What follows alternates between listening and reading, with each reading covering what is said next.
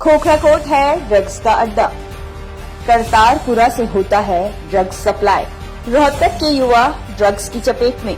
शहर में मुख्य तौर पे अगर मैं बात करूं तो करतारपुरा और खोखराकोट ये मेन एरिया है जहां पे एनडीपीएस का सबसे ज़्यादा काम होता है। इसमें बेसिकली जो युवा वर्ग है वो ज़्यादा संलिप्त है और युवा वर्ग भी ऐसा है कि जो हमारे शहर के युवा हैं वो इसमें ज़्यादा संलिप्त हैं। रोहतक में ड्रग्स का चलन बढ़ता जा रहा है। अब तक जहां युवा केवल शराब के नशे में चूर थे, वहीं अब अधिकतर युवा ड्रग्स की चपेट में आ चुके हैं।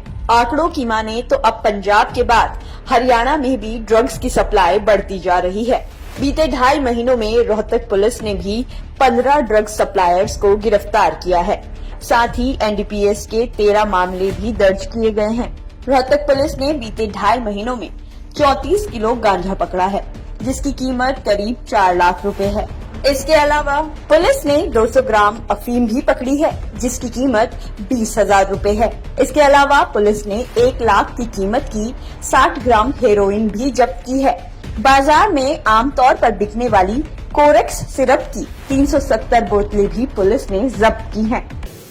देखिएगा, पुलिस अधीक्षक रोहतक के आदेशानुसार एएसआई पंकज के नेतृत्व में हमने एंटी नारकोटिक सेल का गठन किया है, जिसमें लगभग 2.5 महीने में हमने टोटल 13 मुकदमों को दर्ज किया है और लगभग 15 एक्यूज्ड को हमने अरेस्ट किया है।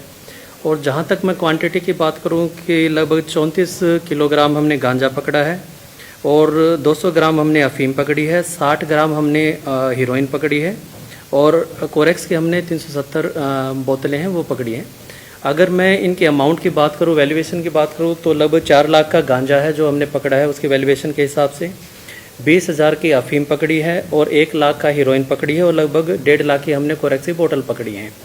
और जहां तक मैं इनके एक्यूज के मोस्ट वांटेड की बात करूं, इसमें सुरेंद्र नाम का एक मोस्ट वांटेड है जो कि झज्जर में भी उसमें काफ़ी केस रजिस्टर है, वो हमने इसमें एनडीपीएस में हमने उसको पकड़ा है। बेसिकली पुलिस महानिदेशक की तरफ से सभी डिस्ट्रिक्ट्स में ईएनसी सेल का गठन किया गया है, जिसमें कि मेन जो कार्य है इनका कि डिस्ट्रिक्ट में किसी भी तरह की कॉन्ट्राबैंड की जो प्रतिबंधित दवाइयां हैं और एनडीपीएस है उसका किसी भी तरह का आवागमन और वहां पे संचालन ना हो उसके लिए रोक के लिए ईएनसी सेल बनाया गया है।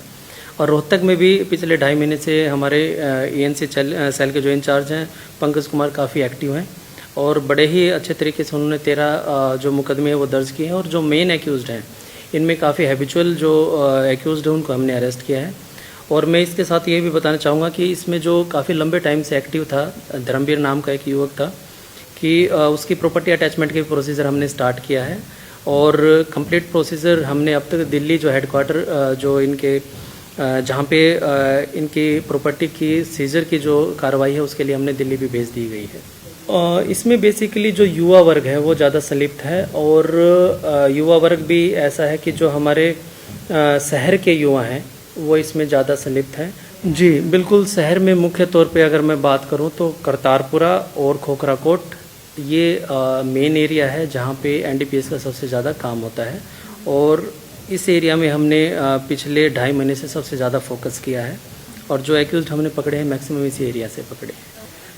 एक्चुअली क्या है कि जो एनडीपीएस का काम है इन्फॉर्मेशन बेस्ड भी होता है। जैसे आपने बताया, बेसिकली हमारे पास ज़्यादा कंप्लेंट्स खोखराकोट और करतारपुरा की आ रही थी, लेकिन जैसे आपने बताया कि उस पर भी फोकस किया जाएगा और ध्यान रखा जाएगा वहाँ पे ना हो किसी तरह। रोहतक पुलिस ने झज्जर और रोहतक में सक्रिय एक बड़े ड्रग पेडलर सुरेंद्र को भी गिरफ्तार किया है, जिससे लाखों का ड्रग्स बरामद कर पुलिस अधिक पूछताछ में जुटी है। सूत्रों की माने तो जल्द ही गांधी कैंप में भी पुलिस ड्रग्स की बढ़ती सप्लाई को लेकर छापेमारी कर सकती है।